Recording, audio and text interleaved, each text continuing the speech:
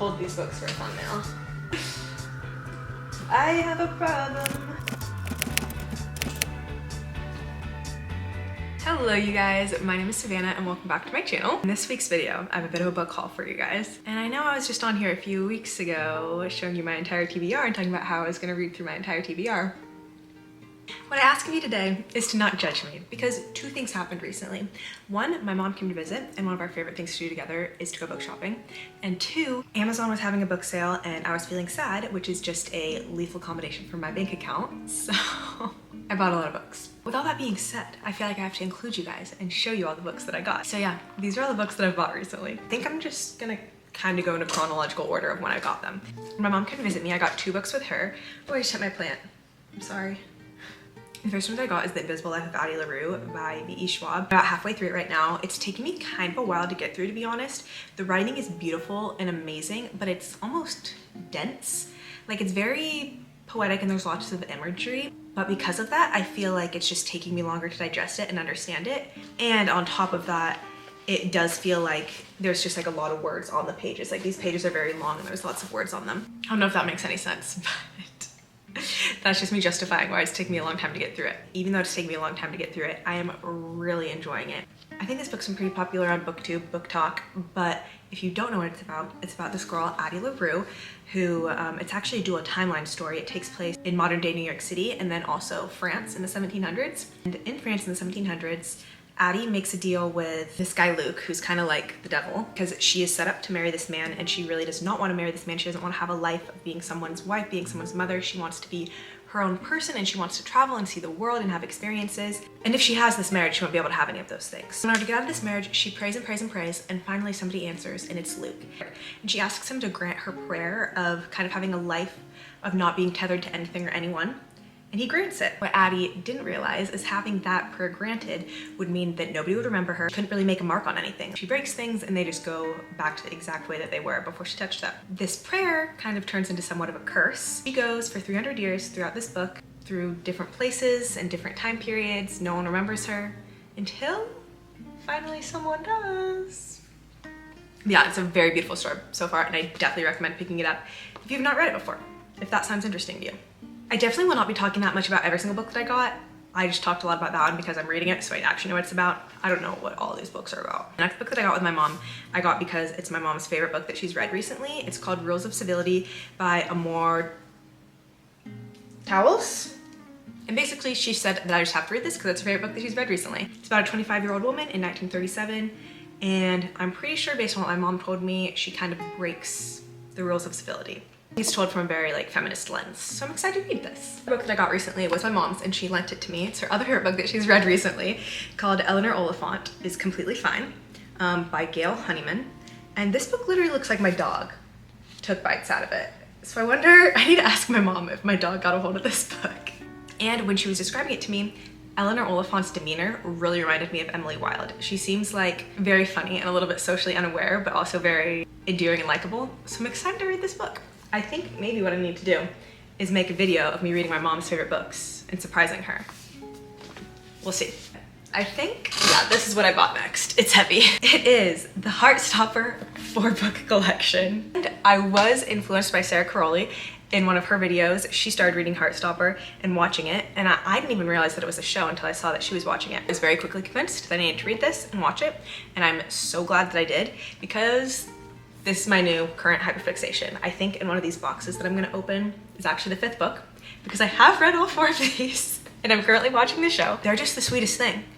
They're graphic novels, if you don't know. Here, I'll open one so that we can flip through. Novels, so there's pictures, which is so much fun to read. It also makes it so you can read them so quickly. I read all of them in just a few days. Yeah, they're about 2 boys, Charlie, who is gay, and Nick, who is kind of discovering who he is. He thought he was straight until he met Charlie. These books just tell their love story.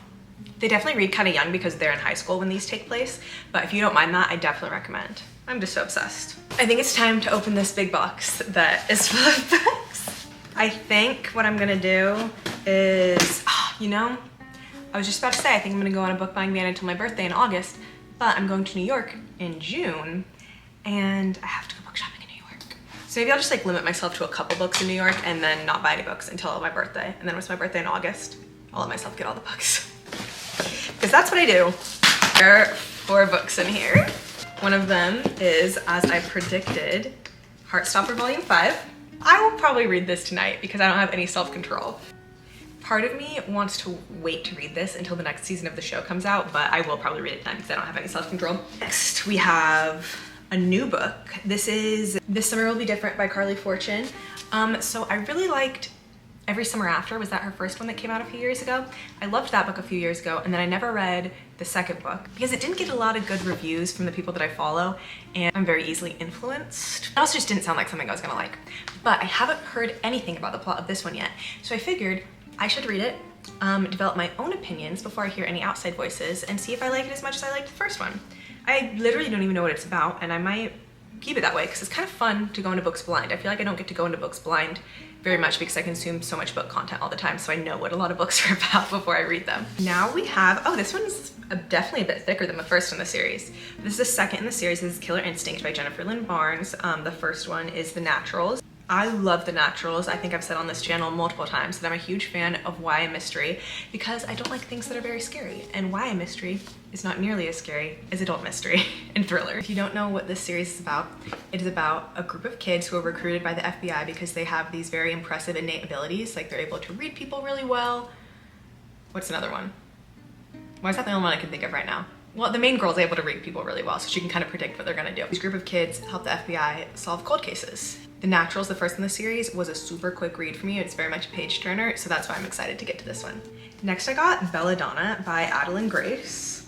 This is one of those books that I didn't really think I was gonna read for a while, but then I saw Alexa Ray on YouTube rave about it, and I saw a girl on TikTok say that the nickname in this is Little Bird, and it reminded me of Little Fox, and I love Once Upon a Broken Heart, so here we are. I had to get it. I also love YA fantasy, so this actually does sound like it's right up my alley, even though I didn't think it was at first. All right, the last book in this big box is a little tiny book, and it is by Matt Haig. I don't know if that's exactly how you pronounce his name, but he wrote The Midnight Library, and I loved The Midnight Library. I read that book with my mom, so I wanted to read another book by him. And this one's called Reasons to Stay Alive. Can you see? First off, I love the cover, but as someone who really struggles off and on with my mental health, this just sounded like a really nice, uplifting book to read, and I'm excited to get to it. And then there were 2. We have made it to the last 2 books in this haul. The first one is Heartless Hunter by Kristen, I don't know how to say that. I love the Australian YouTube girlies, Sophie, Rachel Catherine, Georgia, and I saw that they were reading this for their little book club that they have, and so I decided that I have to read it too. However, I think it is called, yeah, it's called The Crimson Moth in Australia, and so I was searching for The Crimson Moth, and I was like, why can't I find The Crimson Moth? It's because it's called The Heartless Hunter in the US, if you're wondering. I don't even know what this is about. All I know is that it's YA fantasy. At least I think it's YA. I'm not even actually sure that it is. Okay, listen to this. Enemies to Lovers doesn't get more high stakes than a witch and a witch hunter falling in love in best-selling author Kristen Ciccarelli's latest romantic fantasy. Sign me up.